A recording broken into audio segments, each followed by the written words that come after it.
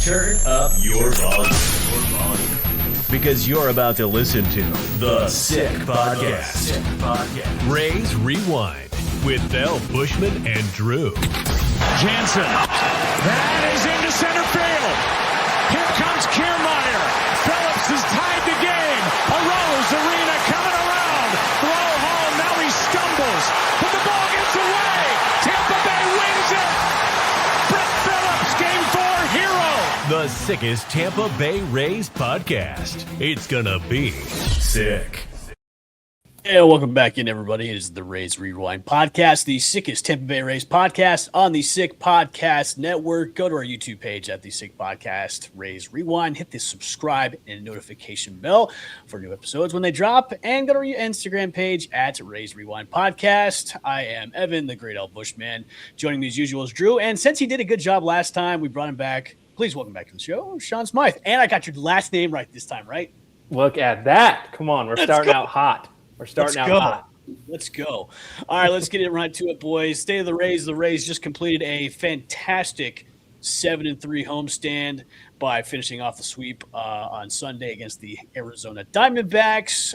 They were looking superb. Junior Caminero is going out of his mind, being named the AL Player of the Week, by the way, which was today at the time of this recording.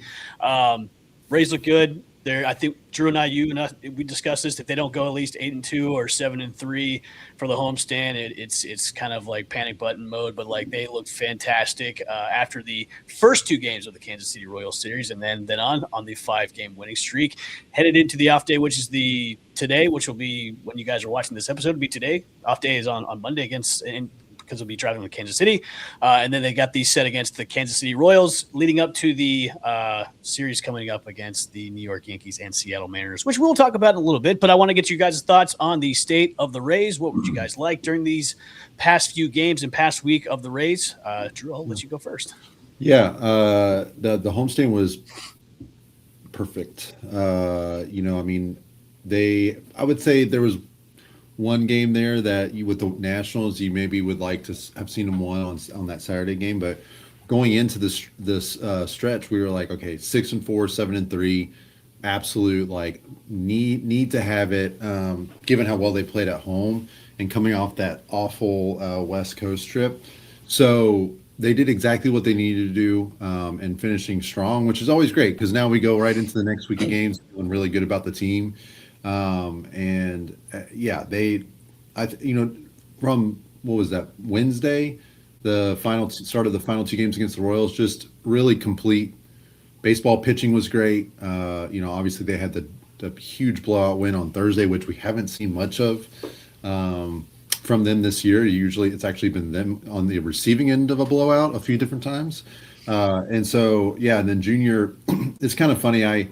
He hit that home run on Tuesday when the Rays were being blown out, and just like the most low leverage situation home run you could ever have. And I was just in my feelings Tuesday night because I was frustrated. They were playing poorly, and I really had been thinking like it's been a long time, I feel like, since Junior's really gone on a big power heater, and it'd just be great for him to do that. But then of course he hits a low leverage situation home run, and I'm thinking, wow, it'd be great for him to do this in situations that actually matter, and not in the blowout, in the ninth inning of a blowout game. And I guess I don't know what it did to him. I mean, it just, kind of like maybe a free throw, like a shooter in basketball, getting a ball to go in the hoop, either a layup or a free throw, and just kind of opens up the floodgates. He's just been unstoppable since that homer. And like must watch baseball even more so than normal. So I'm going to hit you with some stats. Stats for him for the last week: 11 for 26, 8 runs, 7 home runs, 15 RBIs, 4 walks, only 4 Ks. Yep. Guess his slugging and his OPS for this week. This week? Oh, this week. Guess. I mean, OPS got to be like. It's got to be 13. 1.731. Okay, that's definitely more than I thought. And his slugging percentage is 1.231, so that's ridiculous. That's crazy. Yeah, it's really special. I mean, there's MVP talk even today. I've seen a little chatter on other baseball content, like just in terms of like being a value MVP bet right now for people for the AL. Like, and I mean, it's really just been a lot of fun to watch. He's gone. I mean, he's had 7 home runs right in the last week, and so he's now. I mean, he's on pace to match basically his homer total from last year. A little down on the RBIs, but maybe this is the beginning of a turnaround for him. Where yeah, we can't expect him to be on this power heater, but man, if he could hit with runners in scoring position a little bit more consistently, like he did this week, and I mean, even on Sunday, he had that first inning RBI single with Yanni on second, like. Moments like that, if we can get more of that from him, it's just going to mean a world of difference for the team. So well, I was in the box on Sunday's game, and Sean, not me. Not we're going to get you. I was in the box. He's like, you know what? We should do a giveaway. And I had just like a PSA like graded Junior Caminera card. It's not really good that much, but it's a cool looking card. PSA 10. It's like, you know what? Let's do a giveaway. If Junior hits a home run today, this will be given out to one lucky fan. I'm just sitting there, and then all of a sudden, boom! I'm like, already we're gonna do a giveaway already. I'm gonna give this away already. We're not gonna wait till the 8th or 9th inning to give this away. We're already gonna do this. I'm like, okay, let's do it. And sure enough, he did. It was really cool. But before we get to Sean, because I just want to delay him even further, how was the? Just kidding. How was the sound of that homer in person? Because loud on Sunday.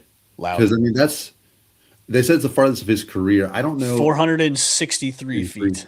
Yeah. And I don't know. I know there's like that Marcelo Zuna homer that is famously hit like the banner or something that I think might be the longest in Tropicana history, but that's got to be up there, right? It's got to be like top 5. What was funny was after he hit the home run, there was a few people sitting to my right and left going, how far was that? 460 what? They're like, and we're all like 463, and like a lot of people were like couldn't believe it was that much. So. I mean, standing where the ball hit, I mean, I've walked that a million times. Yeah.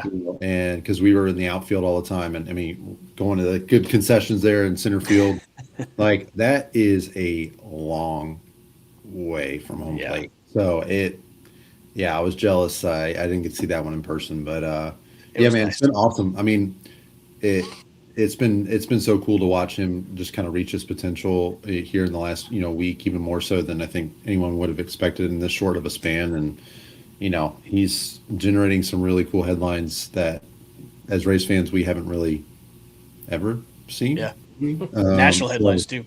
Yeah, Sean, your state of the Rays. What did you think of the Rays this past week? Yeah, Drew, I think you're right. Like, I think there is something to be said about seeing one go through for Junior, and he's obviously on the heater of all heaters right now. And maybe the most underrated part of Junior's game is his defense. So much was said about his defense, and at times, like, it was really bad and almost like mental at a point where he was double clutching, throwing over to first. But he has improved drastically defensively, so I feel like that's a super underrated part of his game. But for the state of the Rays, so much to talk about on the field right now, but my biggest takeaway is the Trop is a freaking weapon again. I mean, obviously we were excited to come back home and have a lengthy homestand.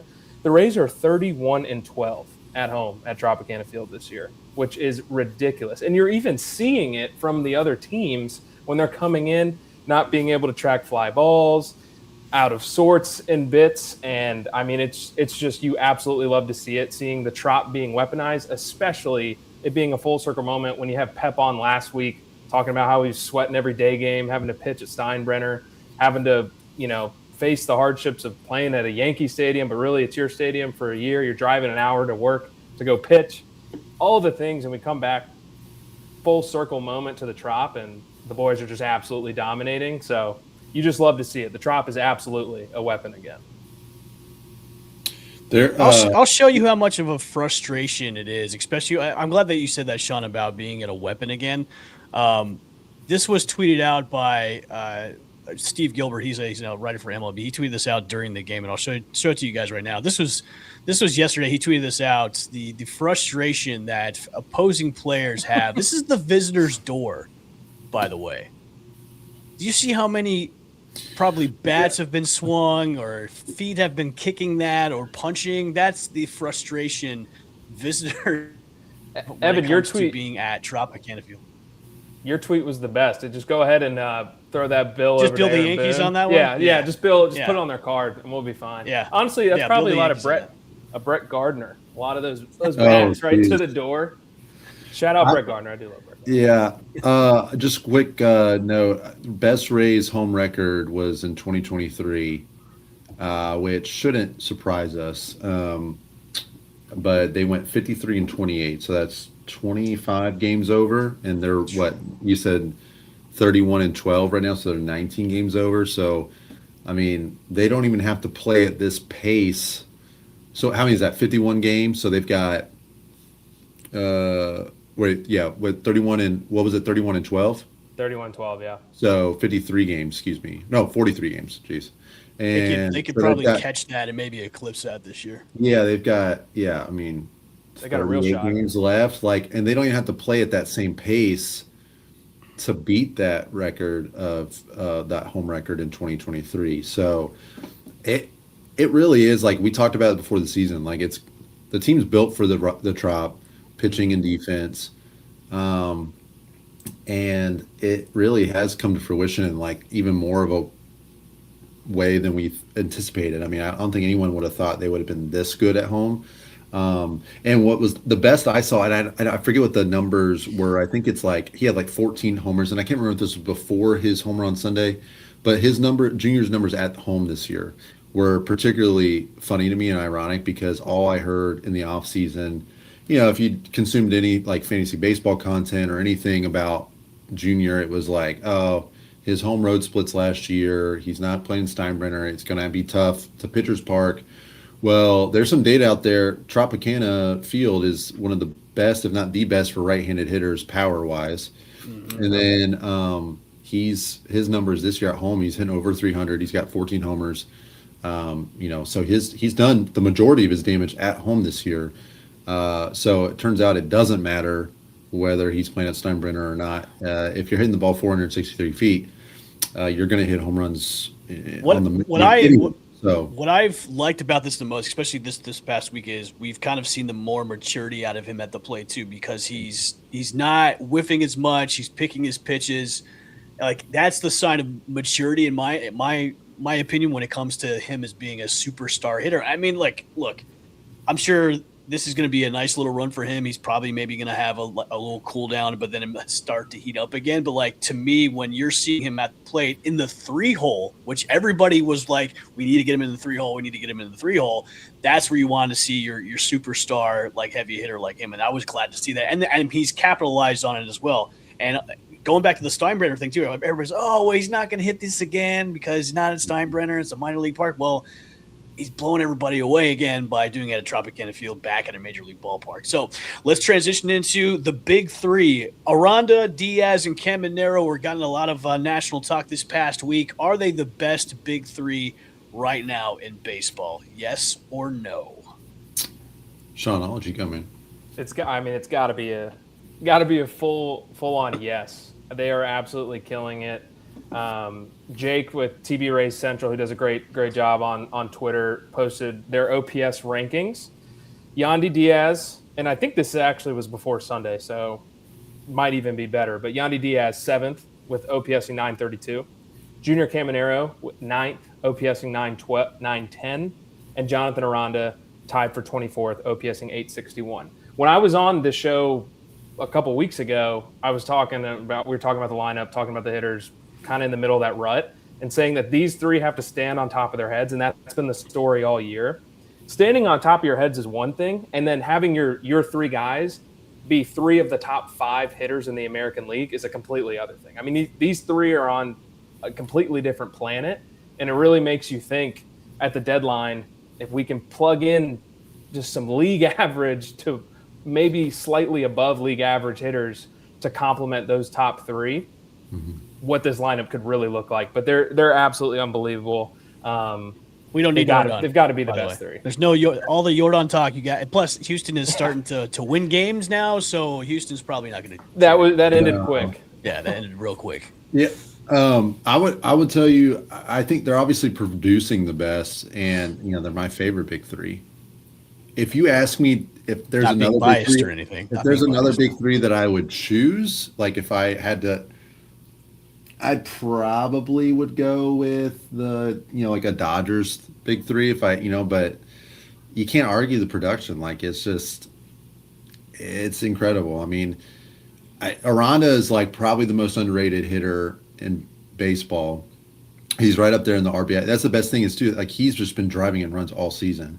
Diaz is an on-base machine, and not to get ahead of ourselves, but if like they're able to keep him around for a long period of time, past even this year or the next handful of seasons, I mean, are we talking about they're retiring Yandy Diaz's number? He's maybe the best hitter to ever play for the Rays. I mean, it just, in terms of his production with the team, I know Wade Boggs got his 3,000th hit or whatever, but I mean, yeah, but Wade Boggs was kind of like, I know, I don't really count, I don't count those guys as like, I know we like celebrate Wade Boggs and everything, whatever, but I just like Yandy is, I mean, he could be the batting title champ this year. He's certainly he's the major, I believe, still the major league batting leader right now. Right now, he's the leader in the clubhouse. Right Yeah, now. Leader in the clubhouse, and then Junior just the power. So it's almost like we're getting because Junior's RBI numbers haven't been as great. Obviously, this week's helped a lot, but then Aranda's picking up the team with the RBIs, and then Diaz's average and on base is just incredible. So it's like they're just forming between the three of them. They're just superstars at all these three distinct areas, with Junior providing the power. So it's. Yeah, I mean, the production doesn't lie. Like they are the best big three in baseball right now, and I mean, you can't expect them to continue this pace. Which, to Sean's point, like we gotta, and we'll talk some trade stuff later. But like we gotta supplement the lineup a little bit here. But hey, if they want to continue playing like this through the end of the first half, I won't stop them. That sounds like a great idea, especially through this Yankees series next week. So. I think what's great about it too is you can put them, you can drop them down to 2, 3, 4. You can drop them down to maybe 3, 4, 5, which is really cool too, and then mix them. I love when Cash is kind of mixing up the lineup too. As long as those three are in succession, that's scary. You're going to put that up against anybody in the league right now to go against. That core three is your go-to guys. But the thing about it is though, when they're not producing, there's other guys in the lineup that could look and say, okay, we've got to step it up. These guys are producing right now. We've got to step it up. And we've seen that too with guys in the lineup that when Yandy or Ronda or Caminero have kind of gotten cold, there's been other guys in the lineup that step up. I know somebody tweeted this out, I think yesterday or late afternoon was, you got those three guys and then a bunch of AAA guys in the bottom half of the order. That's not necessarily true. I mean, You've got guys that can consistently put up numbers. Look, they're not going to go on hot streaks all the time, but there's going to be guys that are going to pick up the rest of the slack when this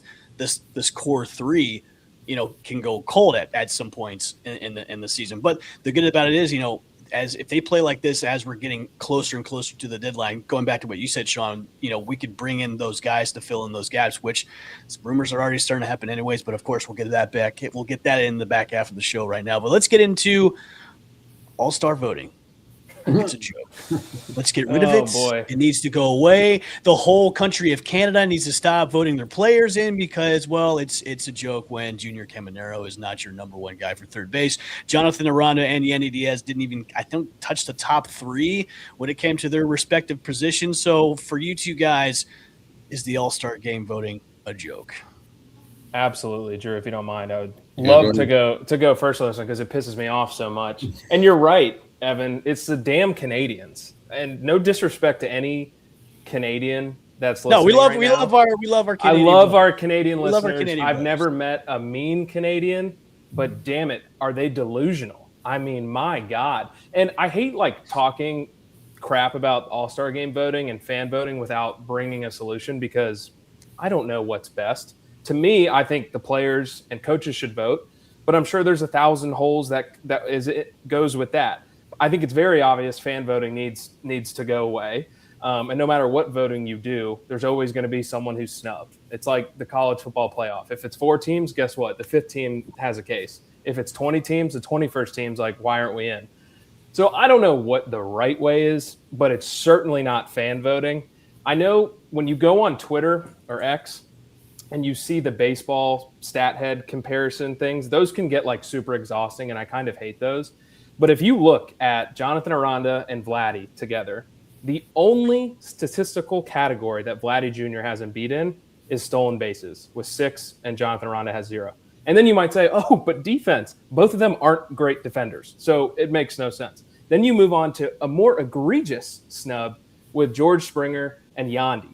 You compare their stat head baseball reference, compare picture, and George Springer has him beat in, again, one category with stolen bases. And so it's just ridiculous. I get it. Like, the fan voting's fun. I love getting on there and like voting for your guys and your team. But the Canadians are ruining it for everyone, and it needs to be changed. Absolutely needs to be changed. Listen, once again, we do love our Canadian brothers. We do. Let's record the show. Yes. We do love America's hats. Okay. We do love our Canadian brothers and sisters, but come on. Let's be real here. I mean, per capita, obviously, Florida is a lot smaller than the whole country of Canada, but come on. Let's look at the numbers here. Drew?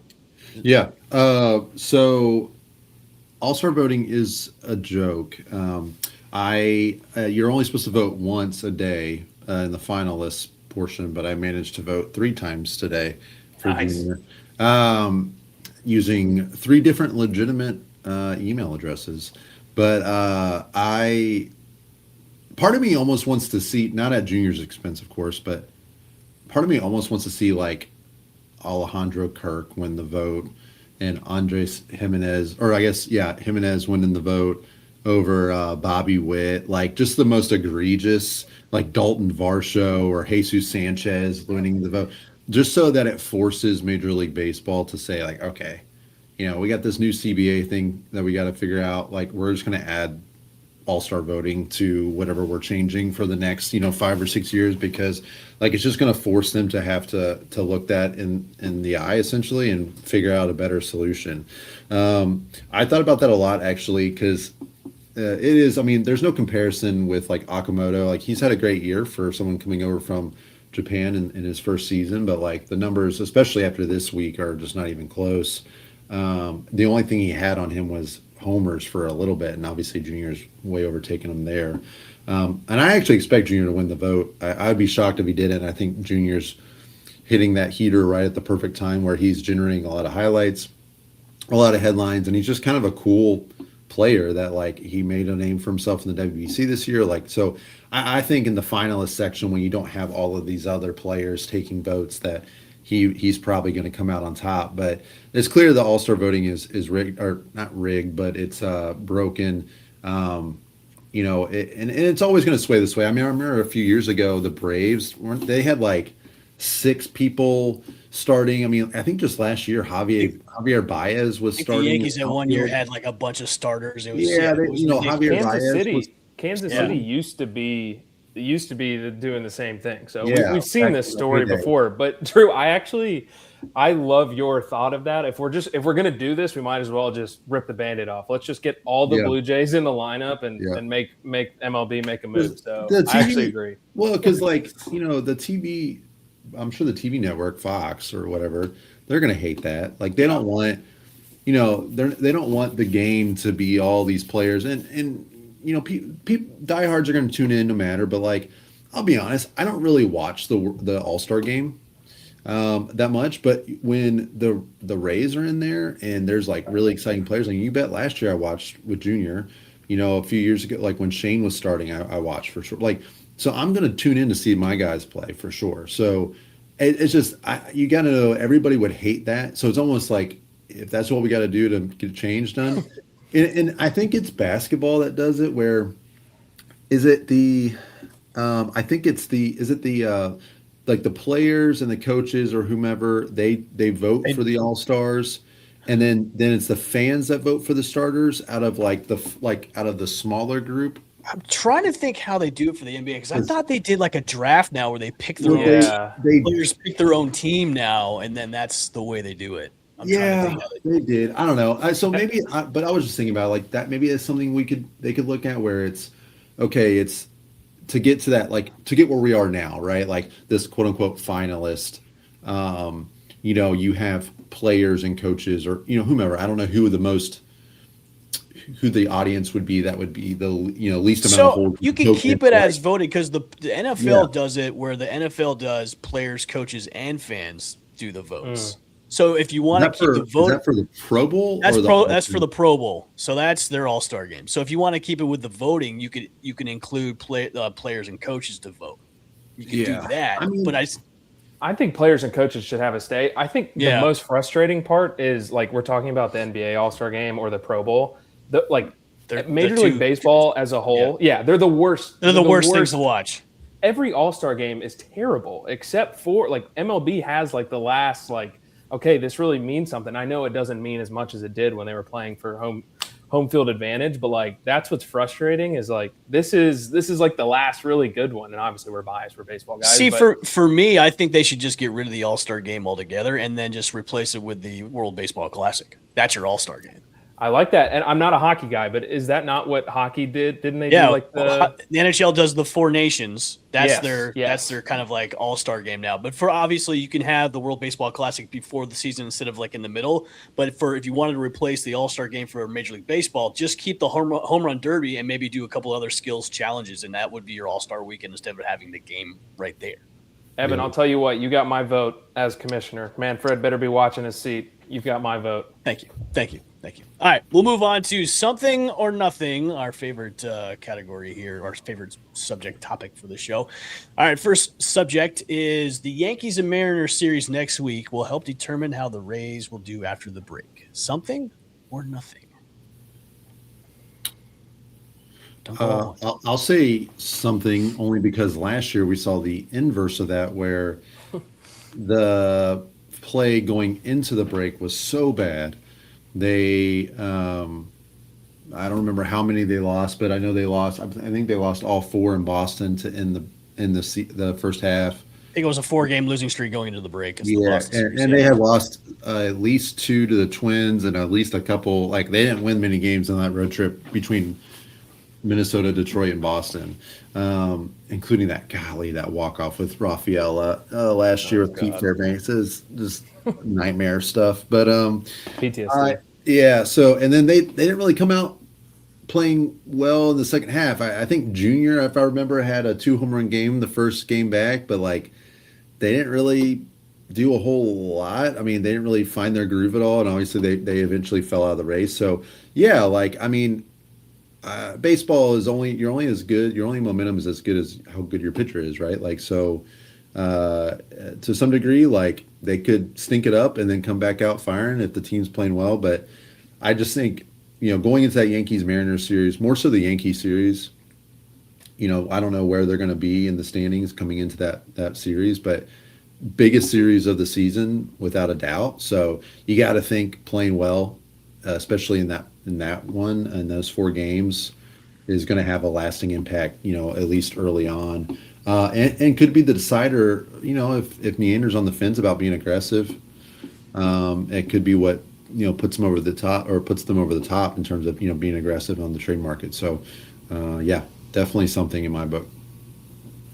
Yeah, I love that you brought up the with Neander and looking at trades, because I'm going to go something, but not because of play coming out of the second half. I think it's something because especially that Yankees series, if I'm not mistaken, it's at home and it might be a 4-game series or it might be a 3. Correct me if I'm wrong, but 4. Okay, 4-game series against the Yanks. Yep. Neander always says making the decision on how aggressive to be is if they have a real shot at winning the division, and that could really pull you away from the Yankees there. So I'm going to say something only because those games could be important for Neander to say, we're going to push these chips forward. We've seen this team. We've seen enough to know that even when it's bad, teams are going to have bad months. The team's going to perform in the second half. We've seen it in the first half. So I think it's whether or not it's confirmation bias for Neander to push him in and go get us some help. They might have to get a new visitor's door after that series. Yeah, that's the first thing on the agenda. All right, next topic. The Rays offense is officially back. Something or nothing? Definitely something. We are the Rays offense is all the way back. Was definitely in a rud, a slump, whatever you want to call it. But like we just talked about earlier, when the 3 players you have can be the top 5, 3 out of the top 5 in the American League, your offense is going to get going. And we've even seen some of those complementary pieces we were talking about. A guy like Ryan Valade, I know he hasn't played much in the past 2 weeks. He's been amazing. He's a guy who knows exactly what his role is. Come in, mash lefties. He's done that. We've seen guys like Victor Mesa step up and have some really good quality at bats, play some good outfield. And so when you have the three at the top doing what they're doing, and you just need some guys to do their job at the bottom, that's when this offense is clicking on all cylinders. So I think they are all the way back, and it is certainly something. Yeah, I tend to agree. I'll say something as well. I was going to hit on the complimentary pieces because no one's going to expect Junior to keep this pace up. So, I'm not going to expect him to hit another 7 home runs this week. If he does, then the offense is going to be humming. But it's guys like Cedric Mullins stepping up finally. He's hitting. I want to say it's 5 or 6 homers in the last handful of games, but I think over the last month, maybe in the month of June, his OPS, his hitting numbers have really gone up in the last month or so, and he's finally, I think pulling his weight just enough to where you were like, all right, this is the guy I'm fine with being in the lineup, most days. We're starting to see Chandler steal a little bit more. I don't know what that was about, but he's finally stealing more when he's getting on base. And he's still got some work to do on the on base department, but once he's there, he's been more aggressive, which is great. And that's the kind of baseball they need to be playing. There was a little bit of they forgot how to play a little bit where they forgot how to play small ball. The small ball left, and it was just what are we doing here? Now it was brought back when they came back home. And go back to the Cedric Mullins stats. His OPS is 858, 7 home runs this month. His on-base percentage is 410 too as well. So he's having a good month for June, and I think that's where a lot of people were like, "This is where you need to be for this guy." Because a lot of people are like, "Hey, you guys need to DFA him right now. Get him off the lineup." I don't want to, just toot my own horn here, but I think I said exactly.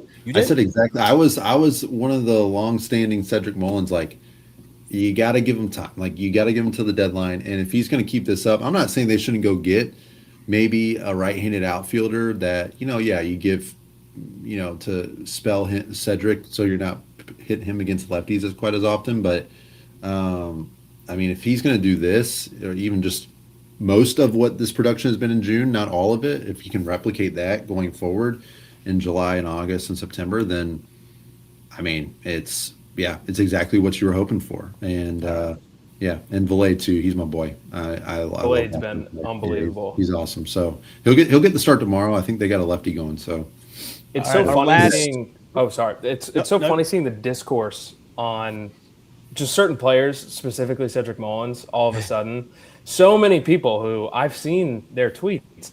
I saw what they were saying earlier in the year. Are very quick to be complimentary of Mr. Mullins, and so it's funny how it can turn around. All right, our last topic for Something or Nothing. Yandy Diaz's injury, is this concerning? Something or nothing? He left the game yesterday with shoulder strain. Yeah, I would definitely say something. If they weren't really downplaying the fact that he's just been dealing, I think Kevin Cash said after the game he's been managing a shoulder bicep thing for Yandy said it himself. He said it a few times. They kept pressing him on the post game interviews about it. He's like, I've been playing through it. I've been managing it well. I'll just take the day off and then I'll play on Tuesday. So yeah, love to see the competitiveness and the him just wanting to get out there. So I think if this would have been a new thing, I definitely would be concerned. You want him to get that series against the Yankees. You want him playing in that one.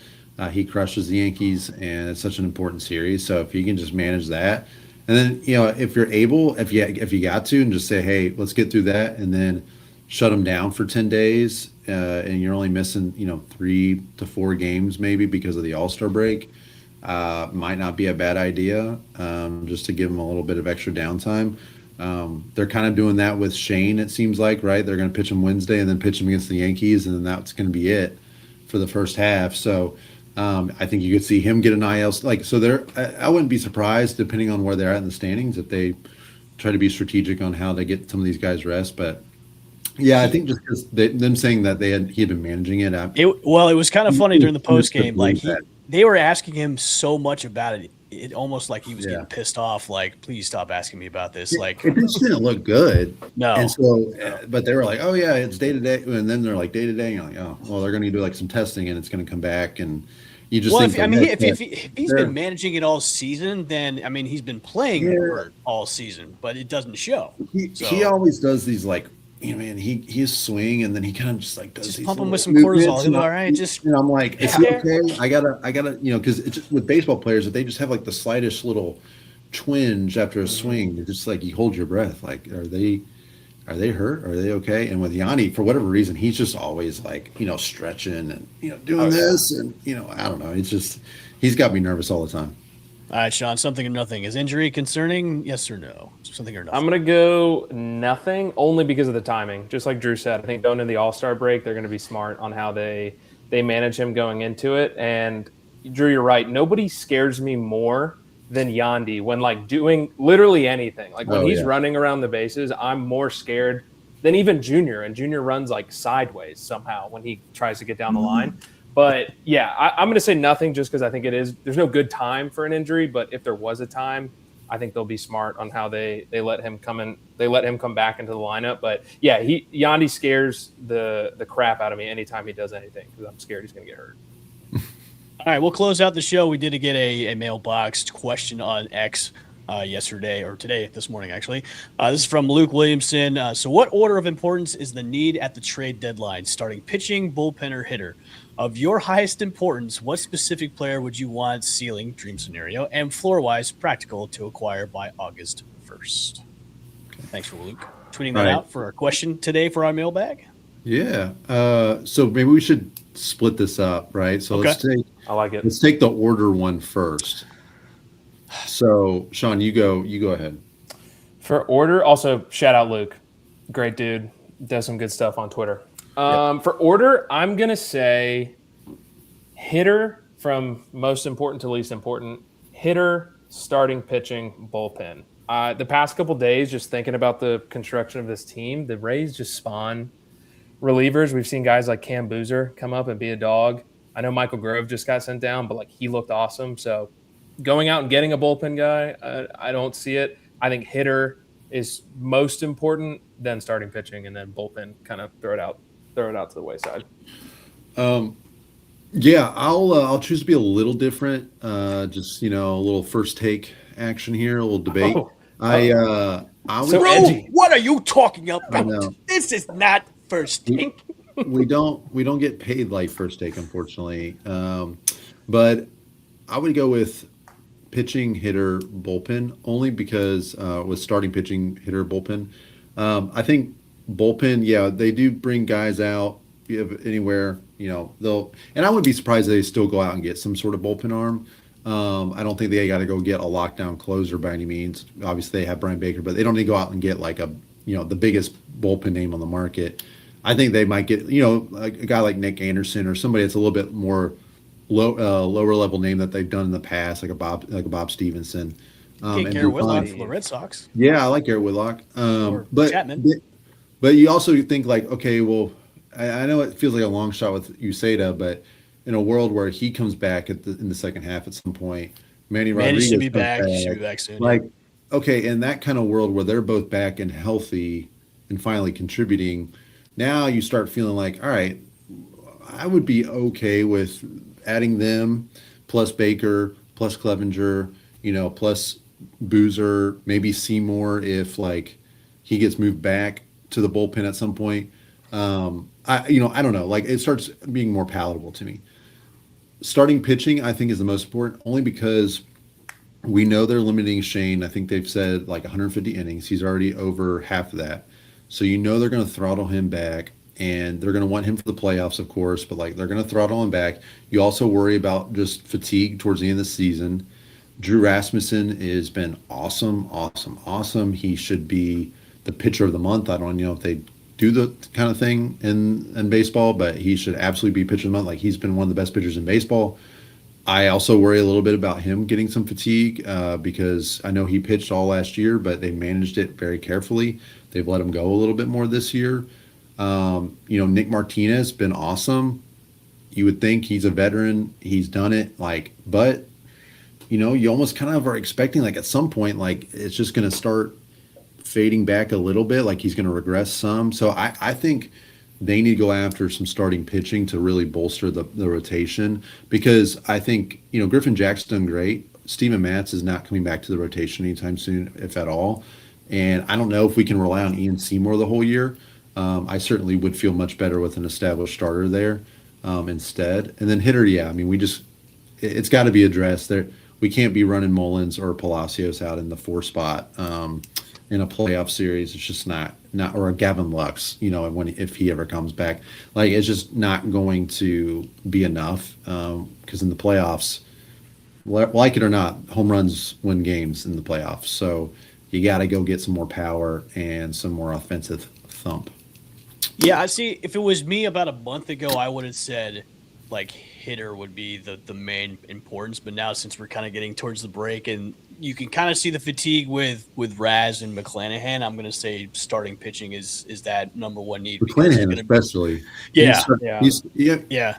And I know he says he's great, and I'm not disputing that. I just you can see it. You can kind of see with Raz. I mean, Raz did good yesterday, but like you could see there was a couple innings after the first 2 where he was kind of struggling with command with the 2 hit by pitches, even though one of them should have been a strike. But I would say the importance of the amount of arms that are probably going to be available at the deadline. Obviously, you're going to have your big name guys that, Scooble's going to be out there and the guys like that, but you could still get a quality starting pitching without overpaying to have that in your rotation. So I would say starting pitching would be the high importance because of just with Raz and McClanahan and the way we've lost Matz, who's probably going to be maybe bullpen fodder for the rest of the way. And just with, you want to have a stable of guys in there if you're going to make a run for this, to be in that 5-man rotation going into the playoffs, especially if you're going into the division series too, you're going to have that. You got to have that stability. So I would say starting pitching is that number one. Hitting is a close like first, but it's not there yet because the starting pitching is just that number one thing. So let's go. Who would be the dream scenario and who would be the practical? So Drew, I'll go you first. What's the dream scenario? Yeah, for let's see, starting pitcher. I mean, I would say Scooble would be the dream because he seems to be the most obvious. I would tell you the practical where I think they could actually make a move. I got 2 guys. I think Reed Detmers is an option. I like that. I also think Freddie Peralta could be an option as well. And then Michael Wacha. But really, I mean, he's pitching really, really well this year, and they, obviously are familiar with him. Yeah, that's a Rays move too to bring back Wacha. Yeah, you pay nothing for him. You pay, maybe give a couple prospects for him to bring him back. That's a Rays move right there. Now, I will say I looked at his contract. He's getting a little bit more than I anticipated, so I don't know how much that'll play into it. Because I looked, he's under contract through this year and through 2027. So this year's $18 million, which is quite a bit. But obviously not paying the full brunt of that. But then next year's 14, and then there's a club option for $14 million. So with a $1 million buyout. So like it is a little rich maybe for Michael Wacha, but he's pitching really well. He's experienced. You've had him in the organization before, and he could, I think, be an innings guy for you at some really high production. So I would say for me, I definitely of all that group. Honestly, I'd want Detmers the most, just because I think he would probably combination of upside and what you'd have to give up for him, I think would be what I would want the most out of that. You can throw in Trout too, because they got a new GM. He doesn't know anything. Throw in Trout. Yeah. Well, the one they fired didn't know anything either. Right. I wish he was still there. Let's get Joe Adell and Detmers, and then they can just throw in Josh Lowe just to bring him back. He hit a grand slam the other day. So. He did. Well, I was happy to see that. So yeah, that's who I would say for starting pitching at least. All right, Sean, what's your scenario? Well, Drew, they say great minds think alike, and Reed Detmers was my guy. So my dream scenario I tried to think a little bit more realistic. Do I think this is going to happen? No, but we're talking about guys that have been in the system before. Dream scenario, Joe Ryan. I don't even know if the Twins are going to be sellers at this deadline because of the American League and everything that comes with that. But I would say Joe Ryan as dream scenario. He probably steps up and is just our clear-cut ace, him and Rass, kind of that 1-2 punch there. But in this scenario, does Byron Buxton waive his no trade clause? Say, a Joe Ryan Byron Buxton duo mega deal. Yeah, that would be a pretty penny. We'd have to say goodbye to all everyone on the farm. But not everybody, but you know. Yeah, I think we keep Theo, and then I don't care. Like we'll keep Theo, and then we can send anybody else. I got you. But yeah, I'll say Joe Ryan for dream scenario, and then Detmers was going to be like if I had to choose of like what we would have to give up for Joe Ryan and what we would have to give up for Detmers, like literally word for word, like you said, Drew, I would almost rather Detmers because it's going to cost less. You put him in the Rays pitching lab. He's already a demon with his stuff. You put him in the Rays pitching lab, and oh my goodness, I think that could be a really good addition. Yeah. All right, fellas. I think that's going to wrap it up for the latest edition of the Rays Rewind podcast, the sickest Tampa Bay Rays podcast on the Sick Podcast Network. Obviously, make sure to go to our YouTube page at the Sick Podcast Rays Rewind, subscribe and notification bell, and our Instagram page at Rays Rewind Podcast. For myself, Drew, and thanks again for Sean for coming on the show. We'll see you next time on Rays Rewind Podcast. See you. And that's a wrap. Hope you don't miss us too much until next time. Follow the Sick Podcast Rays Rewind with El Bushman and Drew on YouTube, Google Play, and Apple Podcasts.